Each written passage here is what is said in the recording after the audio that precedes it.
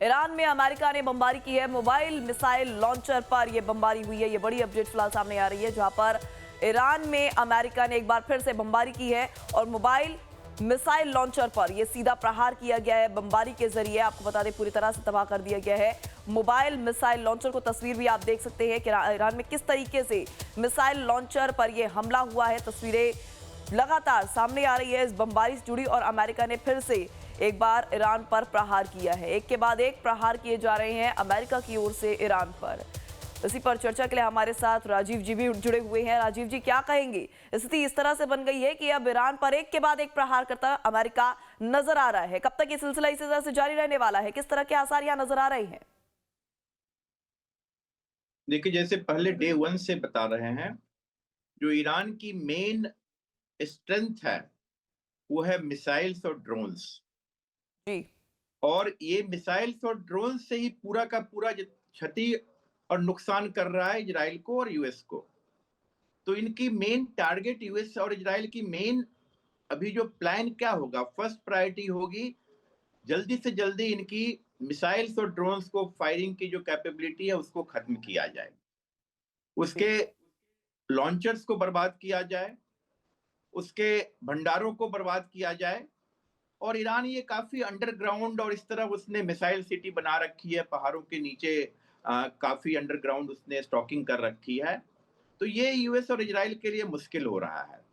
तो वो ज्यादा से ज्यादा बम्बार्डिंग करके जहां भी उनको निशाना मिलता, जहां भी जगह मिलती है, लोकेशन मिलती है, उसको ये निशाना बना रहे हैं। साथ में इवन जो अंडरग्राउंड इनके जो साइट्स हैं वहां भी ये पहुंचने की कोशिश कर रहे हैं। जो अगर 60 मीटर्स 100 मीटर्स डीप है तो वहां ज्यादा से ज्यादा बम्बार्डिंग करके, इसलिए वो आप देख रहे हैं B1 बॉम्बर्स को बुला रहे हैं, B252 को 4 और बुला रहे हैं। तो ज्यादा से हम्म। ज्यादा जो ये जेबीयू बंकर बस्टर्स बम होते हैं जो काफी अंडरग्राउंड जाके और फिर बस्ट होता है, जो पैलेस पर वहां पर खोमैनी और उनके लीडरों को मारने के लिए इस्तेमाल हुआ था, तो उसको ये इस्तेमाल करके उनके लॉन्चिंग साइट्स और उनके स्टॉक पाइल तक पहुंचना चाह रहे हैं, जो उनको हम जी। बर्बाद करें। लेकिन ये इतना आसान भी नहीं होगा, क्योंकि इनकी ड्रोन बनाने की टेक्निक है, वो घर घर में बना सकते हैं, घर के पार्किंग में बना सकते हैं, बेसमेंट में बना सकते हैं, लॉन्च कर सकते हैं छत से, क्योंकि वो बड़ी इतनी सिंपल है।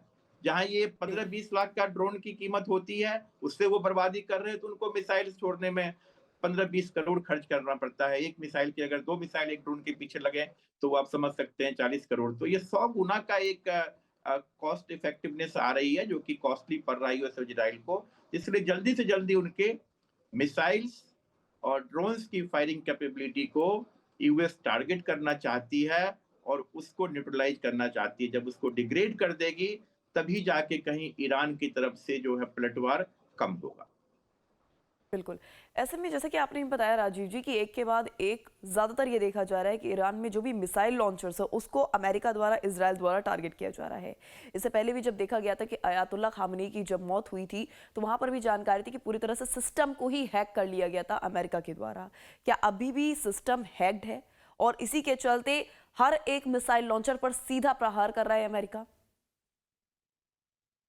नहीं, देखिए इतना आसान भी नहीं है जितना आप कह रहे हैं, क्योंकि जिस तरह से इन्होंने काफी प्लानिंग की है। अ, ईरान की प्लानिंग आप 1979 से समझिए, जबकि हम्म। वहां राजा पल्लवी शाह को तख्ता पलट किया गया था, उस समय भी यूएस ने ही तख्ता पलट कराया था। लेकिन जी। ये आ गए, ये यूएस के साथ नहीं, ये काफी रूढ़िवादी उस समय अयतुल्ला खोमैनी साहब थे, जब उन्होंने टेक ओवर किया था। और कहीं न कहीं एंटी यूएससी सेंटीमेंट चलता रहा और ये अपने को काफी जो है मिलिटरी स्ट्रांग बनाते रहे। तो इनके जो मिसाइल साइट्स हैं, आप मैंने कहा इवन ये अंडरग्राउंड लॉन्चिंग कर रहे हैं, अगर आप देख रहे होंगे तो अंडरग्राउंड डेजर्ट्स में वहां से मिसाइल्स निकल रहे हैं।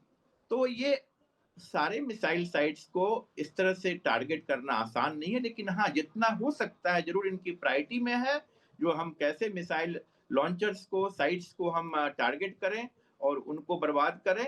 तो जितना हो सकता है, जितना इनके आ रहा है इंटेलिजेंस में, उसको वो पिन हम्म। पॉइंट टारगेट करके बर्बाद करने की कोशिश कर रहे हैं। बिल्कुल। और ऐसे में अगर बात कर ले ईरान की, क्योंकि ईरान अकेला ही इन तमाम देशों से लड़ता नजर आ रहा है। तो उसको लेकर उसके इस स्ट्रेटेजी को लेकर किस तरीके से उसे समझा जाए? देखिए, इसमें क्या मेन मकसद है? ईरान जानता है, जो हम यूएस से सामना नहीं कर सकते हैं, दे आर नो मैच, कहीं भी मतलब मैच नहीं है।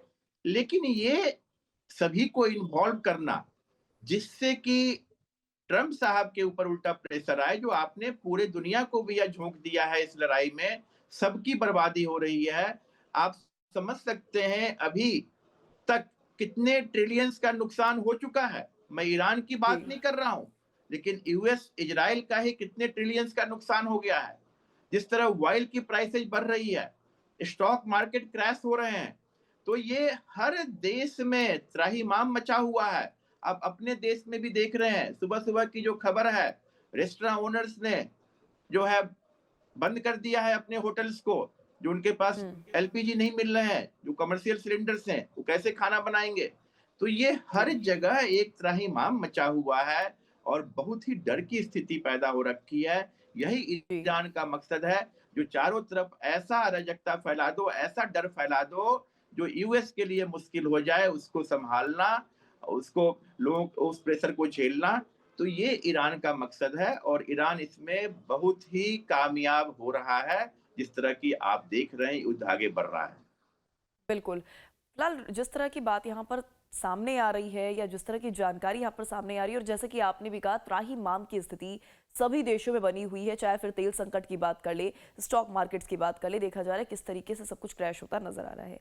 ऐसे में क्योंकि आप रक्षा विशेषज्ञ हैं और इस महायुद्ध को बड़ी बारीकी से देख रहे हैं, हर जानकारी को भी समझ रहे हैं, आपके हिसाब से इस पूरे महायुद्ध की असली वजह आप किसे समझते हैं? देखिए, इसमें कोई शक नहीं है असली वजह क्या है। असली वजह तो देखिए पूरी की पूरी है, जो एक तरफ ट्रम्प साहब, अगर आप इसको कंपेयर कीजिए, मैं बहुत सारा दो कंपैरिजन करता हूँ, वर्ल्ड वॉर टू से और इवन रसिया यूक्रेन वॉर से। अगर हम वर्ल्ड वॉर टू की बात करें तो वहां पर हिटलर थे, वो तानाशाही रूप में अकेला पूरे दुनिया का तानाशाह बनना चाहते थे। वही आज जी। के दिन में मिस्टर ट्रम्प का हाल है। वो अपनी एक पागलपन में, एक सनकी मिजाज में वो सोचते हैं बस वही पूरी दुनिया में है और जो चाहेंगे वो होगा, जिसको चाहेंगे उसको दबा देंगे। तो आप ये देखिए, इराक वार से लेके अभी तक का यूएस के सारे एक्शंस को, यूएस हर किसी के ऊपर अपना प्रभुत्व है, जो अपना कंट्रोल वो करने की कोशिश किया है। इराक जी। इसके काबू में नहीं आ रहा था, सद्दाम हुसैन ने ना कर दिया था, तो वहां हम्म। उन्होंने WMD weapon of mass destruction का एक नैरेटिव क्रिएट करके उसके ऊपर हम्म। अटैक करके सद्दाम हुसैन की इन्होंने हत्या की और इराक जी। को तहस नहस करके उसको एक तरह से अपने काबू में लिया। आपने लीबिया बिल्कुल। को देखा किस तरह से गद्दाफी को एलिमिनेट किया गया, अभी वेनेजुला में आपने देखा। तो इस तरह से बिल्कुल। आप देख रहे हैं, जो भी इनके नहीं आता है कंट्रोल में, उसको वो कंट्रोल करना चाहते हैं। ईरान एक ऐसा देश बिल्कुल। था पूरे मिडिल ईस्ट में, जो यहाँ पर कि बिल्कुल अमेरिकन राजीव जी, कंट्रोल में हमने नहीं भी था, देखा ना किस वहां पर तरीके से अमेरिका जो है यहाँ अमेरिकन पर बेस एक था। तरह से प्रभुत्वता के लिए जिस हद तक गिरता नजर आ रहा है, जिसका खामियाजा अन्य देश भी भुगतते नजर आ रहे हैं, वो हम भी बड़ी बारीकी से यहाँ पर देखते नजर आ रहे हैं।